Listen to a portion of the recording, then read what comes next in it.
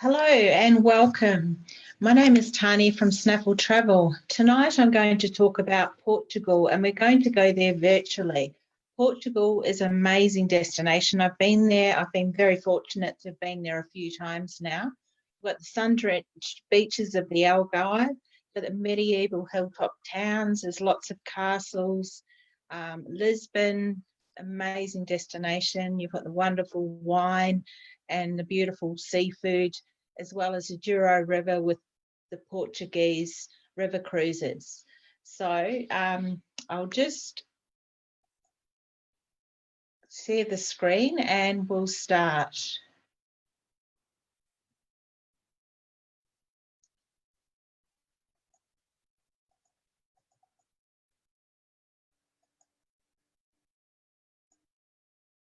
Okay, so we'll start virtually and we'll go through Portugal.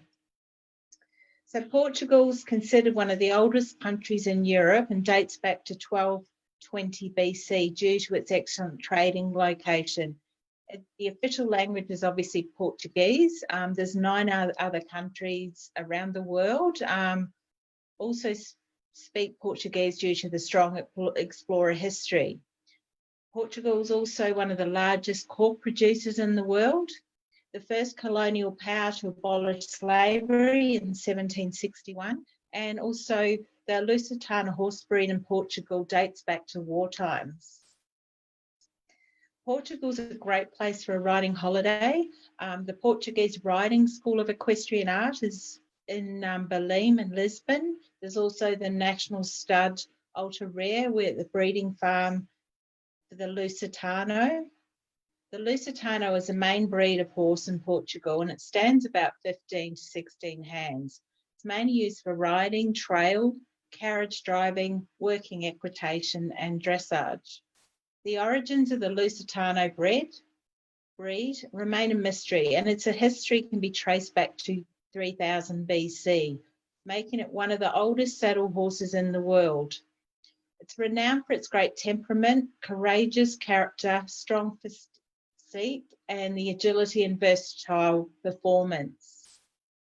Portugal's popular for dressage riding holidays, and the horses are very well trained in the classical dressage movements as well as working equitation. So when I went to Lisbon, I visited the Portuguese School of Equestrian Art and I watched a training session and it was amazing. Like when I've been to Spain, you don't, the training sessions, it's not the same. They really make an effort here. They dress up. You see them working in hand. You see the capriole. You see them training for the gala show, like the 3 guys here. It's really good. And it's very affordable. Like I think we paid for galley seat. It was $12. We leant over and we could feel the sand was hitting our faces as the horses rode past. And the beauty of it is also you can take photos, whereas Spain and Vienna, you can't take photos. And they have the gala shows every, the last Friday of the month normally. Training sessions are most days, but what I recommend is checking the website because it can differ. And the Real Ultra Horse Stud Farm. Now, this is where they breed all the horses, the Lusitanos, for the Portuguese Riding School, and they're bay horses. This was set up in 1748 by the King. It is about 2.5 hours from Lisbon, and unless you're in the area, it's probably a little bit far to go.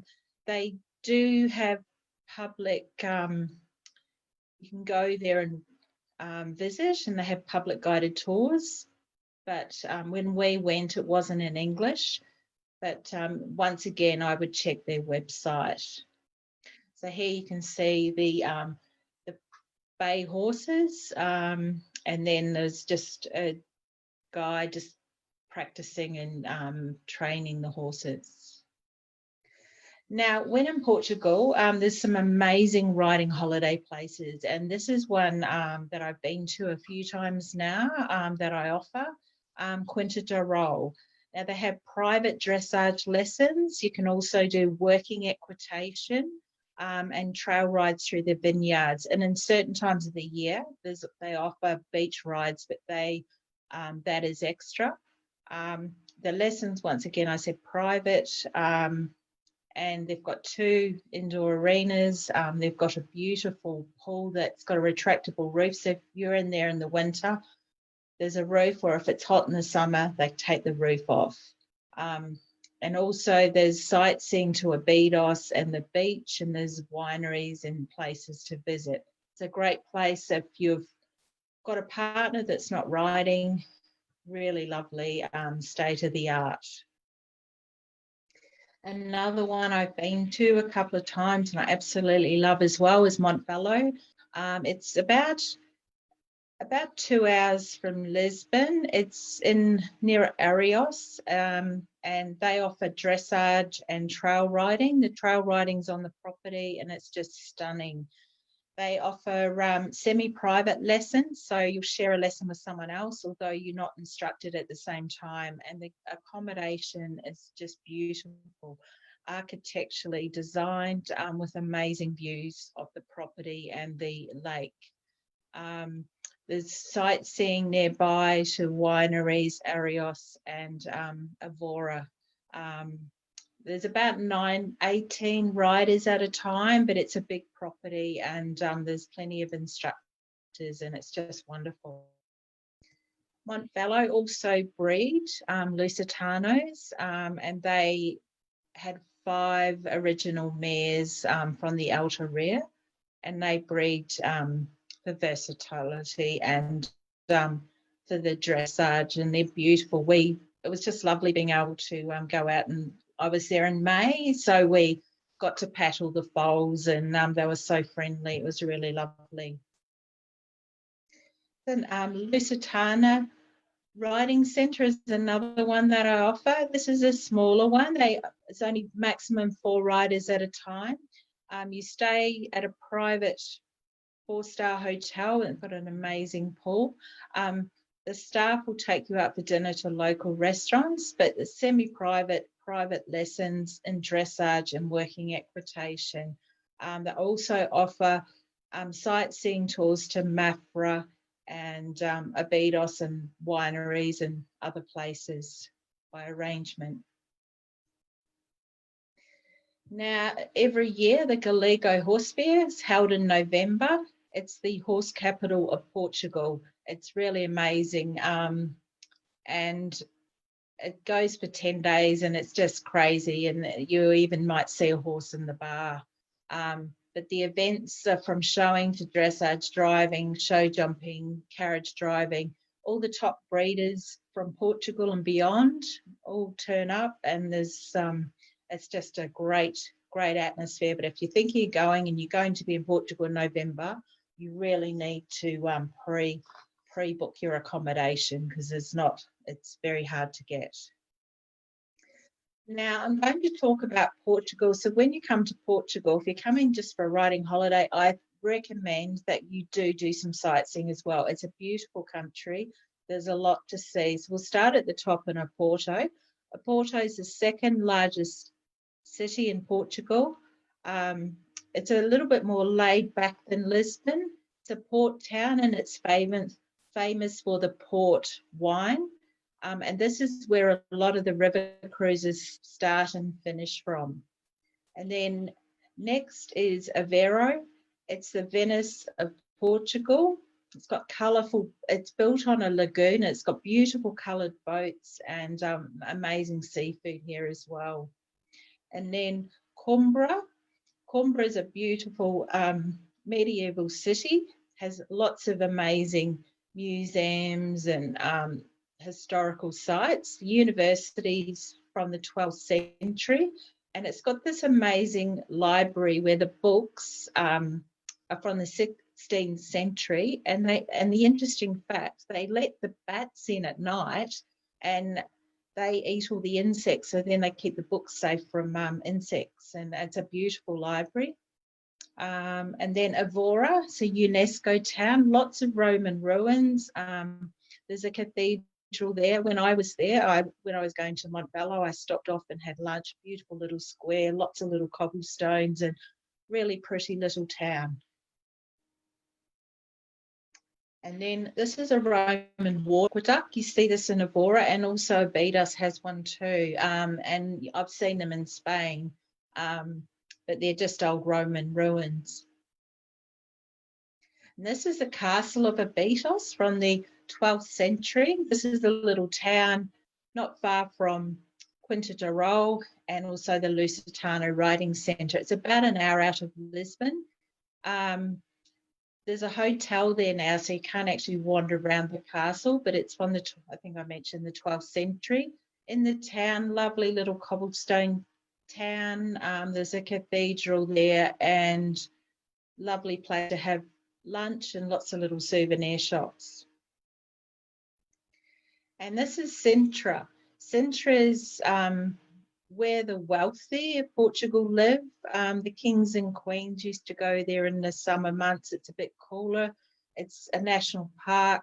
There's castles, and it's about 40 minutes from Lisbon, and well worth a day trip or even stay there. Yeah, it's just beautiful, and it's also UNESCO listed. And the Argive is at the bottom of Portugal. Beautiful, stunning beaches. This is where all the Brits go. So there's lots of rental properties, hotels and resorts, and lots of restaurants. And it's just whitewashed houses and really, very pretty. I think I went here about 30 years ago and had a wonderful holiday here. And now we're in Lisbon. This is the capital city, and this is where you'll fly into. It's a very old town. It's sort of flat with hills surrounding it. And the best way to get around is on the tram. They also have a metro. Now the tram, the Belém is down further, just out of the downtown Lisbon, and that's where that's where the Portuguese riding school and most of the sightseeing is, and they have the more modern trams.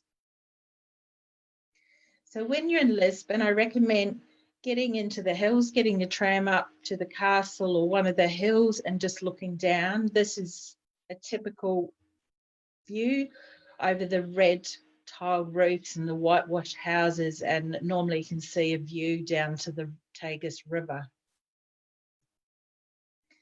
Now, because of the sea, or the history of the sea, the Monument of the Discoveries of the Sea, this is a monument that's located on the Tagus River in Belém.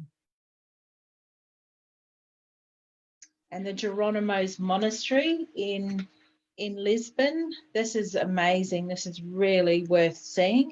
When I went there, I think the last Sunday of each month, a lot of the monuments and museums and things are free, and we could get into parts of this for free. I think it's normally about €10, but it's just a beautiful building, and it's World Heritage listed.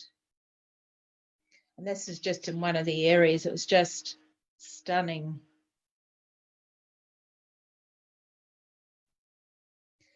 Now Lisbon, there's lots of souvenirs. And with the Barcelos rooster is on a lot of like your aprons and your tea towels and a lot of your pottery.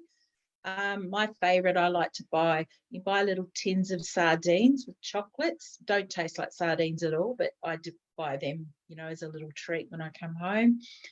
Or you can buy the real sardines. But yeah, a lot of typical pottery is the souvenirs in Portugal.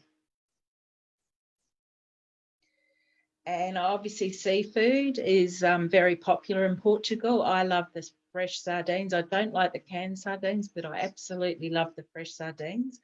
They're normally available between May and October. And yeah, lots of restaurants with these.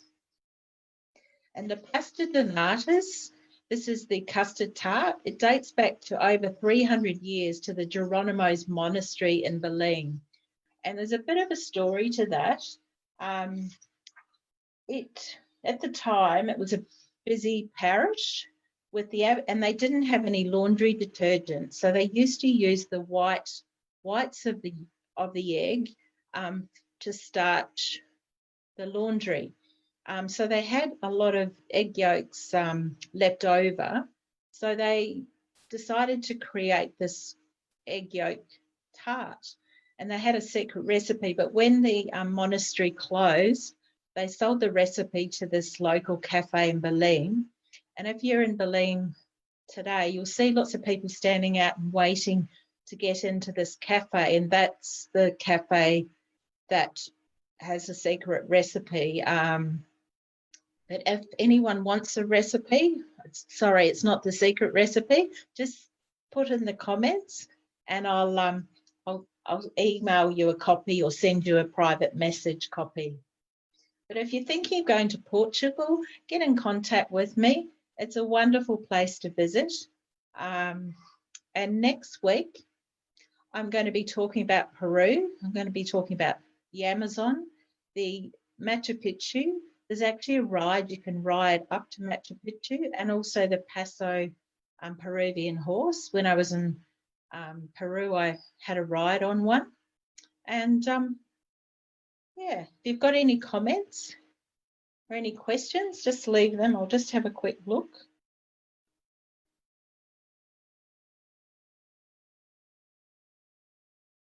But thank you for